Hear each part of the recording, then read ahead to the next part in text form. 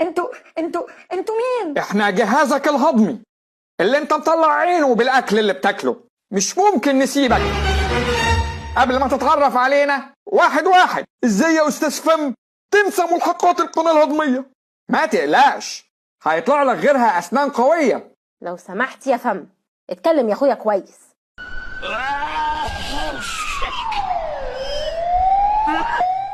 في ايه؟ في ايه؟ شكل البلعوم عملها تاني ولا ايه؟ انا ما عملتش حاجة، هو اللي بياكل بسرعة قوي. تقوم سايب الاكل يدخل على القصبة الهوائية بدل المريء يا مفتري؟ انت عايز تموته؟ انا مش فاهم حاجة، انت مين؟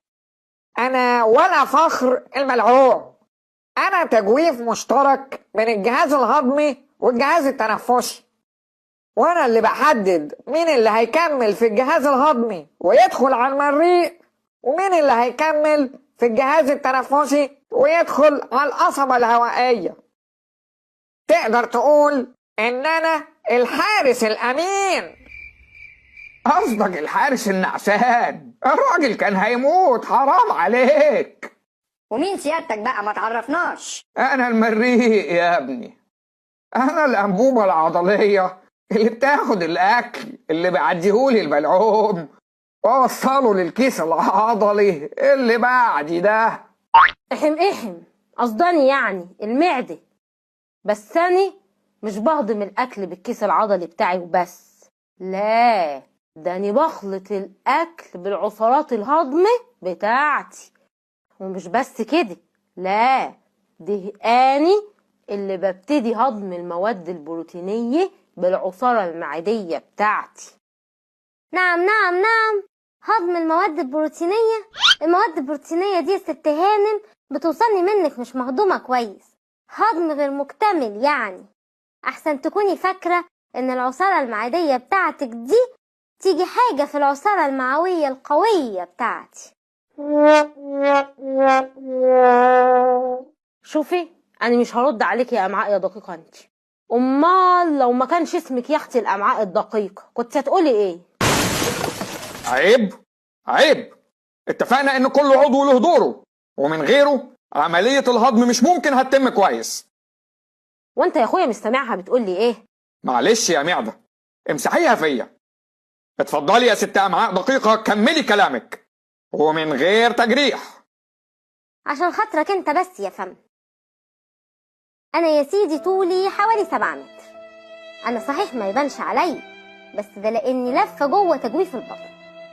ومش بس بفرز العصارة المعوية، لا أنا كمان بستعين بعصارات أصدقائي ملحقات القناة الهضمية.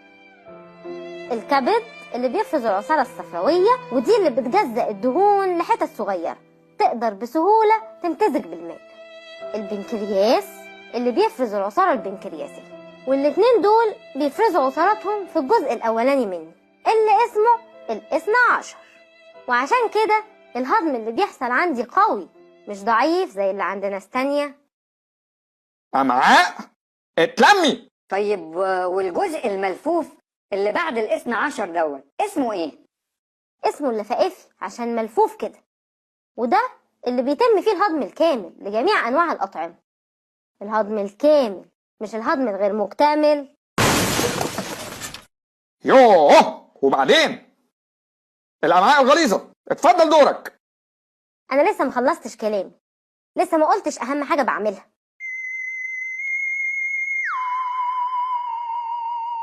في الحقيقة يا أصدقائي، أنا حزين جدا من تصرفات المعدة والأمعاء الدقيقة.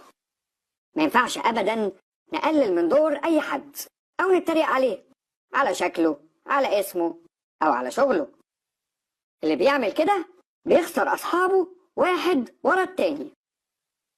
إنما رغم حزني ده، أنا اتعلمت النهاردة حاجات كتيرة قوي.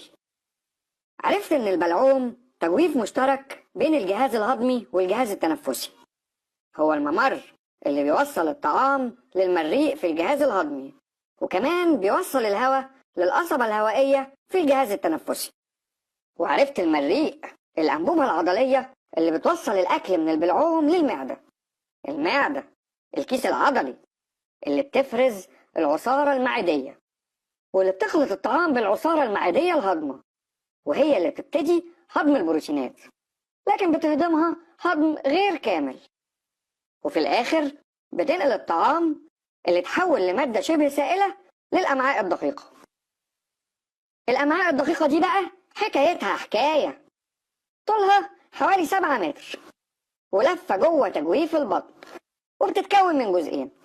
الجزء الأولاني اللي اسمه ال12، اللي بتفرز فيه العصارة البنكرياسية من البنكرياس، والعصارة الصفراوية من الكبد، ودي اللي بتفتت الدهون. الجزء التاني اسمه اللفائفي، وده اللي بتفرز فيه العصارة المعوية القوية، وده اللي بيحصل فيه الهضم الكامل لجميع أنواع الأطعمة. بس لسه فاضل أهم حاجة بتعملها الأمعاء، بس أنا لسه معرفتهاش. هستناكم نعرفها سوا الحلقة الجاية، ودلوقتي سلام.